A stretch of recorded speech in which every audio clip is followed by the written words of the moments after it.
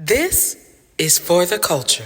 What's up, everybody? Welcome back to For the Culture. I am Dr. CI and I am in the building. And today I am going to get right to it. This is going to be another quick episode of talking about the lack of diversity, racial diversity, especially for NFL coaches and GMs, right?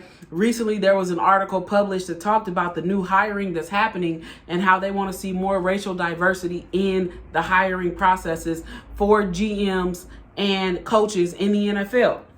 So the problem is that there's not enough racial diversity already within those positions, especially for Black people. Now, some of y'all say, why does everything have to be Black? Well, a number of reasons. The first one, though, is this is For the Culture, and I'm talking about things that impact the Black community and all the intersections within that directly. If you want to hear somebody else talk about other issues, go to their show and not mine. You know what I'm saying?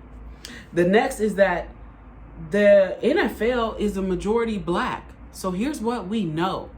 68% of the NFL, almost 70%, is made up of people who identify as Black. 28% are made up of people who racially identify as white.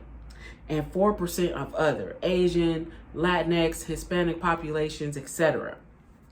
And so with that, I'm saying, if you talk about there's not enough people in positions to be managers or coaches or GMs within the NFL, that's bullshit, because you have a population of 68% of Black people in the NFL. Do you know what I'm saying? So that's what we know for sure. Now, here is a very quick solution. If you really, really want to see more Black people owning stuff in the NFL and being GMs and coaches, you got to start to take players who are currently in the NFL or people who have been coaching and put them on a trajectory to get them to those roles, whether it's a senior executive position in the NFL, whether it is a GM, whether it is a coach.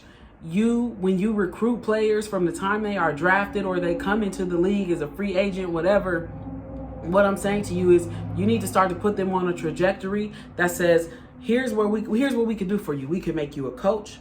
We can help you get on a trajectory to become a GM. We have programs created for you to become a senior executive in the NFL offices, etc. And when you put players on that track, you have to make sure that you have some sort of institution where they can build up credits and certification to do that, where they can invest money and learn how to do that. But you have to create curriculum like that, because remember, we are building sustainable systems that help players, etc., in the NFL become successful even after the NFL. Because think about how many athletes go broke because they don't learn about financial security, right? Or they don't understand the trades because the system doesn't prepare them for that. Many people who are in the NFL go into the NFL because they love what they do. They want to make money to support their families, and that's the quickest way for them to do it without always receiving the training and support that they need for long-term future, because the lifetime of an NFL player on average, depending on your position, could be anywhere from 5 to maybe even 13 to 15 years. Right? So what you gonna do? What kind of programming do you have, or should you create in order to build players into career trajectories for post NFL life? And nobody wants to think about that shit while they're in the NFL. I get it, but it's something that you should require of them to help them build sustainable futures for generations that come after them and their current family, their children, and the people that they love, etc.